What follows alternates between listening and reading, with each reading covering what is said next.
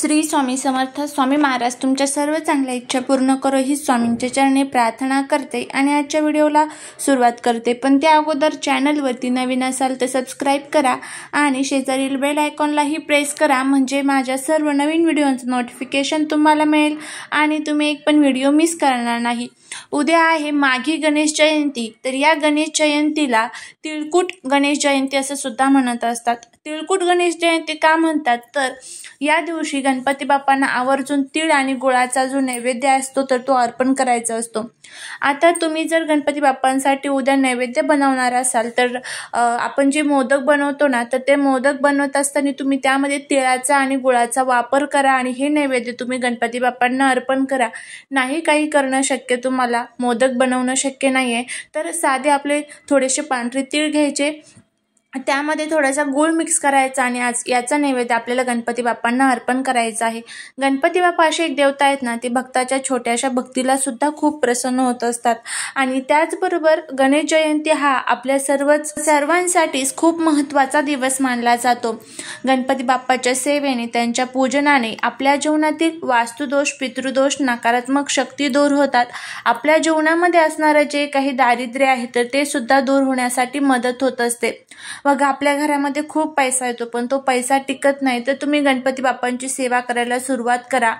त्याचबरोबर माता लक्ष्मीची सेवा करायला सुरुवात करा. बघा, घरामध्ये कधीच पैशांच्या अडचणी ह्या येणार नाहीत. आणि हे उपाय जे आपण करत असतो, जर ह्या विशिष्ट तिथींना आपण हे जे काही उपाय केले तर त्याने आपल्या जीवनातील सर्व दोष, त्रास, संकटे, दुःख, दारिद्र्य दूर होत असतात. महिलांनी उद्या आपल्या घरामध्ये काही महत्त्वाची कामं करायची आहेत. तर कोणती? बघा, उद्या संपूर्ण घर आपल्याला अगदी व्यवस्थितपणे स्वच्छ करून घ्यायचं आहे. त्यानंतर घरामध्ये थोडेफार जाळे जळमाटे असेल तर ते पण पूर्ण काढून घ्यायचे आहेत. आपण ज्यावेळेस आपली फरशी पुसत असतो तर त्या पाण्यामध्ये तुम्हाला हळद, मीठ, गोमूत्र, थोडंसं लिंबू टाकून ते पाणी मिक्स करून आणि याने फरशी पुसायची आहे.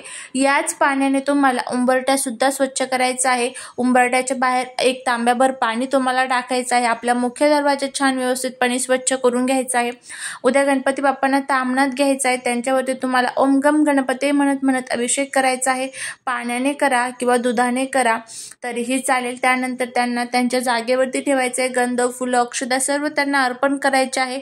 आणि त्याच नंतर घरामध्ये गणपती अथर्व शीर्षम आणि ओम गम गणपते नमः या मंत्राचा जप झाला पाहिजे. तर या काही उपाय आणि हे काही सेवा तुम्हाला उद्या आपल्या घरामध्ये करायच्या आहेत. याने आपल्या घरातील नकारात्मक शक्ती नष्ट होत असतात. आता बघा, आंघोळीच्या पाण्यामध्ये आपल्याला काही वस्तू टाकायच्या आहेत. तर कशासाठी? बघा, आपल्या अवतीभोवती जे काही दोष आहेत, नकारात्मक शक्ती आहेत तर ते दूर करण्यासाठी आपल्याला हा उपाय जो आहे तो करायचा आहे. ज्यावेळेस निगेटिव्ह एनर्जी आपल्या अवतीभोवती असतात ना, तर त्यावेळेस आपला स्वभाव हा हट्टी, चिडचिडा होऊन जातो. छोट्या छोट्या कारणांचा आपल्याला राग येत असतो आणि त्याच ज्या नकारात्मक शक्ती आहेत तर त्या नष्ट करण्यासाठीच आपल्याला हा उपाय जो आहे तर तो करायचा आहे. ज्यावेळेस या नकारात्मक शक्ती नष्ट होतात ना, तर त्यावेळेस आपल्या जीवनामध्ये कधीच कोणत्याच अडचणी येत नाही, कधीच कोणत्याच प्रकारचे दोष आपल्या घरामध्ये राहत नाही.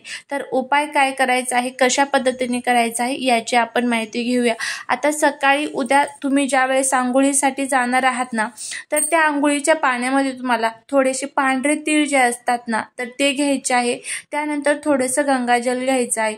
तर या दोन वस्तू खूप महत्त्वाच्या आहे. पांढरे तीळ नसेल तर मग थोडेसे काळे तीळ तुम्ही घेऊ शकता, पण उद्या पांढऱ्या तिळाला विशेष महत्त्व दिलं जातं. तर त्यामुळे अगदी थोडेसे चिमूटभर पांढरे तीळ घ्यायचे आहे आणि आंघोळीच्या पाण्यामध्ये तुम्हाला हे जे पांढरे तीळ आहे तर ते टाकायचे आहे. आणि आंघोळ करत असताना तुम्हाला ओम गम गणपते नमः या मंत्राचा जप करायचा आहे किंवा ओम श्रीम विघ्नहर्ताय नमः या मंत्राचा सुद्धा तुम्ही जप करू शकता. तर अशा पद्धतीने आपल्याला उद्या हा जो उपाय आहे तो करायचा आहे.